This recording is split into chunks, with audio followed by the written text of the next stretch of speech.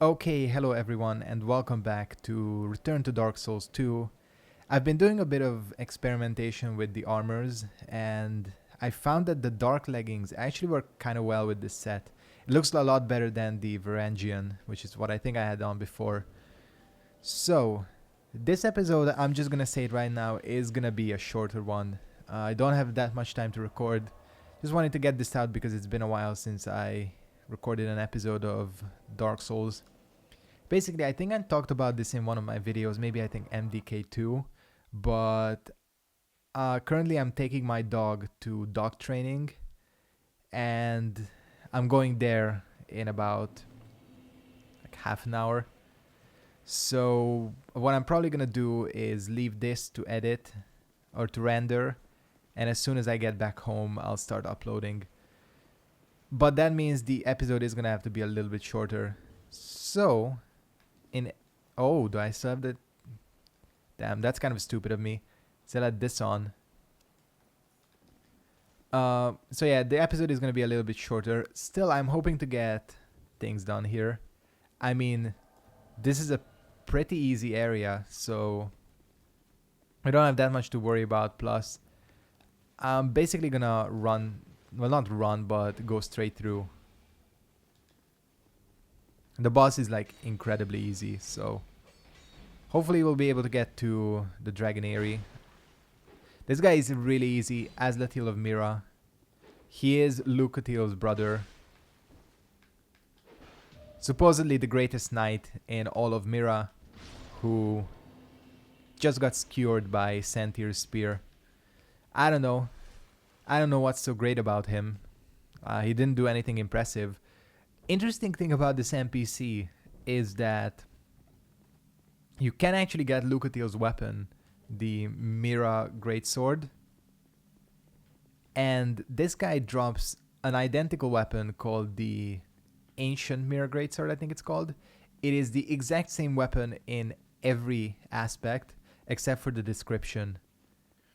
I don't know, it's kind of just like a neat thing. Oh yeah, these are all the warnings for not releasing Navlan. Royal Sorcerer Navlan is here. Just talk to him. Please, just stay away. No, please, don't come near me. Nothing good will come of it. Just leave me alone, please. Leave this place and leave me be, as I'd not see any harm before you. Please. So the interesting thing about this guy is that well, he's obviously the Royal Sorcerer, just like his name implies, but he seems to have been, I don't know, I guess like possessed by the dark. He has kind of dual personalities, which you only see his other personality if you go hollow. And if you do that, he will start to sell you his items. I don't know why this dragon didn't wake up. Again, if you do that, you'll see his other personality, and I think he sells you some unique spells. But yeah, really interesting. Kind of a cool NPC. Especially if you release him. He will invade you at quite a few points in the game. I guess he's kind of like the Forlorn before the Forlorn was a thing. The only problem is that because you meet him so late, like even people who tended to release him never saw many of his invasions, because he invades in like 8 or 9 different places. Well, maybe not that much, but at least like 5 different places. And many people just like never saw all his encounters except for maybe 1 or 2, because you kind of just like never revisit the areas where he appears. But yeah, if you don't release him, he does sell you some unique spells. He has, I think, Forbidden Sun. I think that's one of his spells, which is a pretty advanced pyromancy. 2 free ascetics, which is nice enough.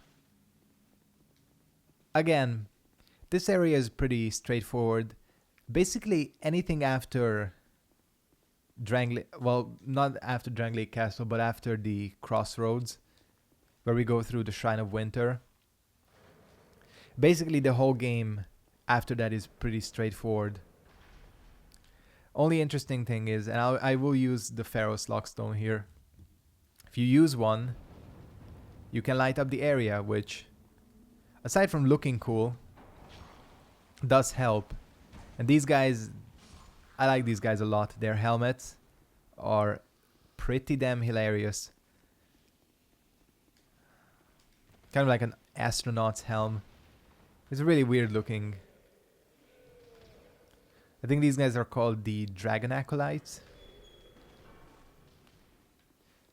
Basically, this area has a lot of connections to dragons, which is kind of weird in the sense that, as we find out, Aldia doesn't really have that many connections to dragons.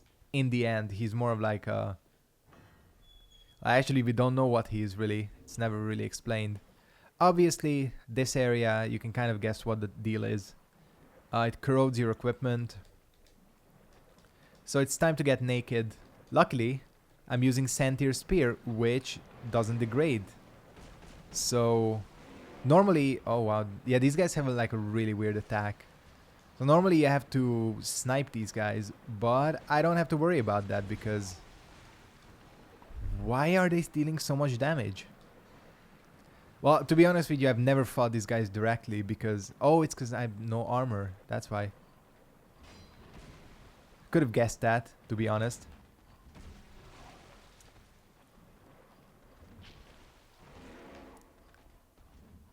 Come on. I was out of stamina. I was like, why can't I attack?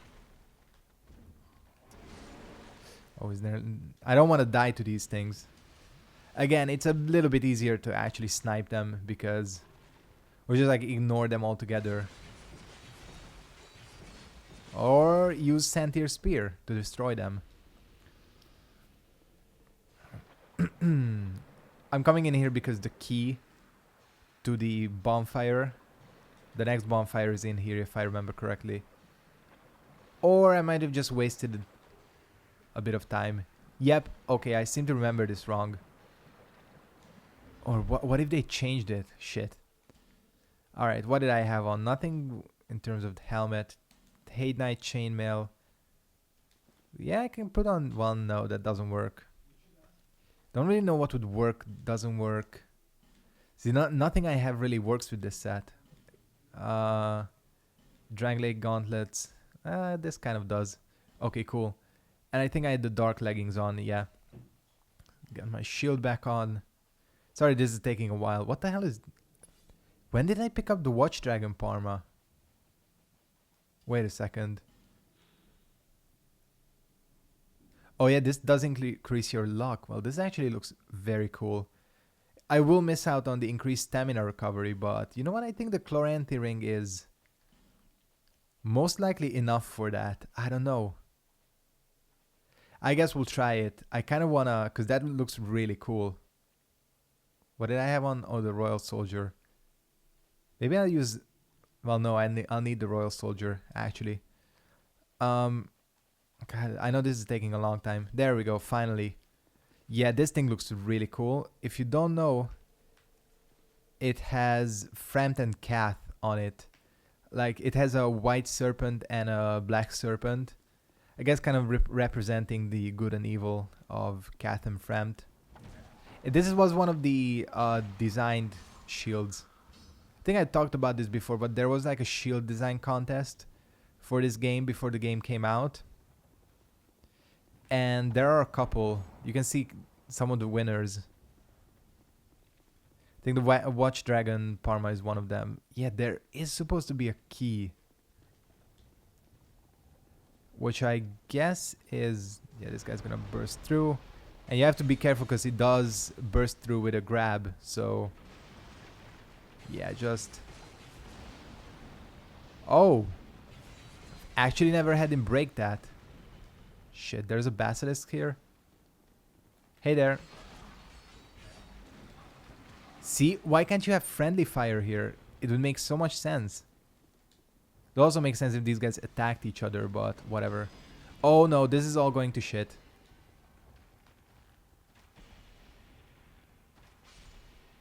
Well, There's one other way of dealing with this. Is to not get hit like that, but is to run through. What the hell is in here actually? Oh, that's where you go to the pit. So you kind of get an idea that that corrosive pit is essentially used. Oh, come on. Oh, you need to. Wait, is this not where the other one burst through? Oh no, it's here. Okay, cool. Simpleton Spice. Always scares the shit out of me. Alright, cool. Let's go ahead and use one of these. Again, perfectly fine tactic. Malika's the boss is, again, really, really easy here. It's just another one of these dragons, so... Yeah, I think he has a bit more HP maybe, but... I don't know. As you can see, you can pretty much just... autopilot this. When he jumps up, just run into one of the corners. Might stay in the air for a bit because sometimes he gets on the edge of the cage as well. Yeah, it's a fireball attack like that. Again, this guy was at least a little bit more unique before Scholar because you didn't see one. There wasn't one of these guys in Hate's Tower of Flame. So I guess it was a little bit more unique to encounter one. But yeah, they put one in Hades.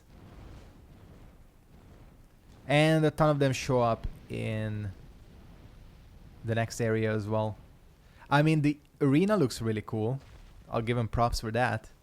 As for the boss itself, pretty lazy. Oh shit, okay. He actually does track quite a bit with that. And I think you got yourself killed. I don't know if his head is a weak spot. I think it is. But yeah, not much to go on here. The only way this guy is unique is that he actually gives you a soul. But again, props for the arena. It's like a giant bird cage, essentially. And this whole transition is really cool. Like you have the forest, these giant arch trees. The vista is really nice as well. Again, this is one of those nice vistas, like, you know, looking out on the mountain from Archdragon Peak. And this one, yeah, it's just really nice. So GG's for them on designing this. Although I wouldn't trust this elevator. Because, I don't know, man. Like, would you trust like this medieval elevator? I don't know. Anyways, we are going up into an arch tree, which is cool. And on top of it, we of course have not Archdragon Peak, but the Dragon Shrine and the Dragon Eyrie. Have I picked up a Twinkling Titanite since then? No, I haven't. So we still need one to get this thing to +5. But as you saw, like, it's dealing enough damage. Wait, where is... Oh, there it is. Okay. I was like, where the hell is the exit? But there it is. Dragon Eyrie. So I guess this is kind of like a resting place for dragons, built on top of arch trees. And I mean, these things aren't even real dragons, but whatever. We'll give them a pass. Long have I awaited one such as you. One who might shatter the shackles of fate. One who can set me free. Bearer of the curse. It was my own manifestation that led you here. The ancient dragon has watched over the world for eons past. Take this. And we of course get the aged feather. The dragon welcomes you. And I think again this whole sequence is cool. You like look out from the cliff with the Emerald Herald, who you probably heard that she sounds a little bit different. The reason is because there was originally a child version of the Emerald Herald as well, who was supposed to appear here. And I think that's why the voice actress sounds different, because this was supposed to be where her child version appears. But I guess they cut that out because, kind of, like how in Souls you can basically kill any NPC. And I think like devs are kind of hesitant in allowing you to.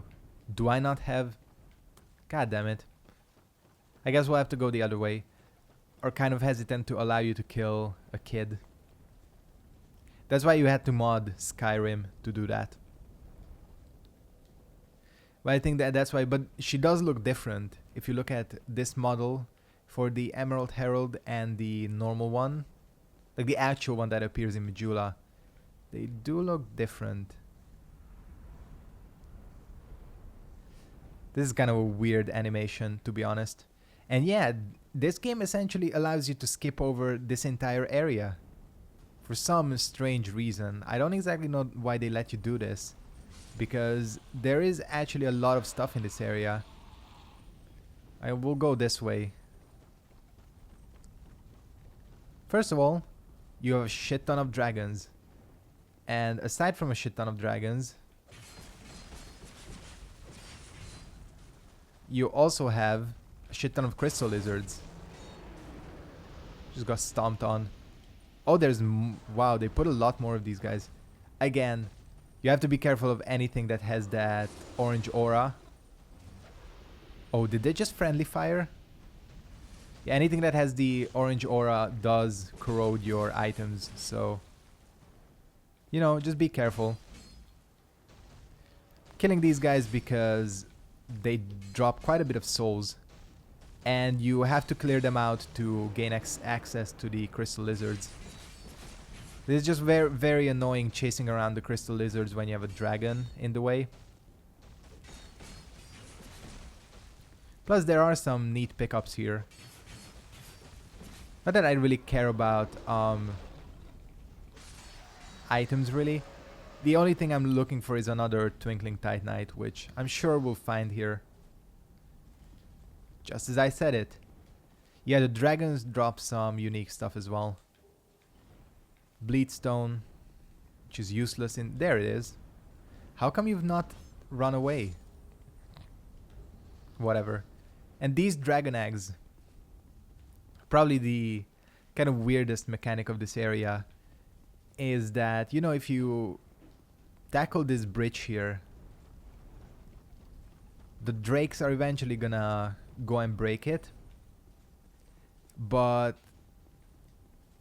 the timer on how quickly they break it depends on how many eggs you've broken, which is, again, kind of an interesting mechanic, because the eggs actually respawn on when you rest at the bonfire, so there's really no consequence of it.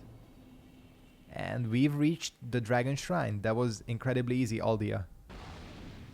Yep. I actually just remembered that Aldia appears here in tiny form.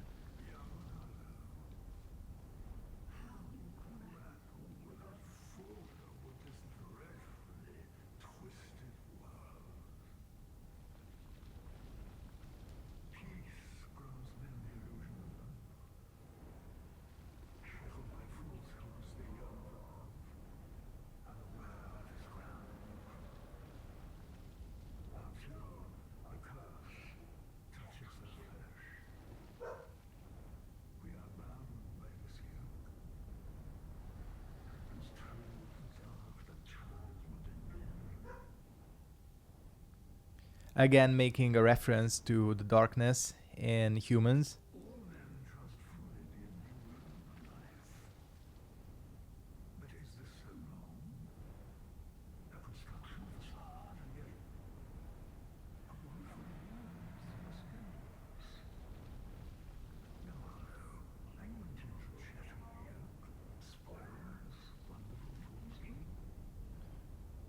Again, he's giving us an option of basically linking the fire and, like he said, extending the illusion, or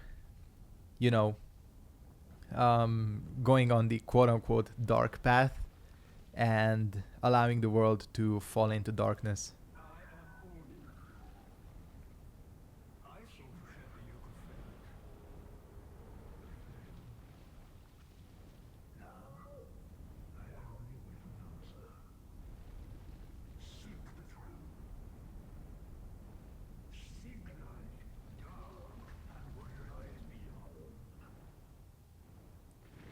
And this is the first time that he talks about how there might be a third option, because the interesting thing about the lore of this game is that we all know from Dark Souls and Dark Souls 3 and even this game that essentially no matter what you pick, whether you link the fire or you go and let the world fall into darkness, you know, you become the Dark Lord. Eventually the cycle is just gonna repeat. But Aldia here gives us a hint that there might be a third option.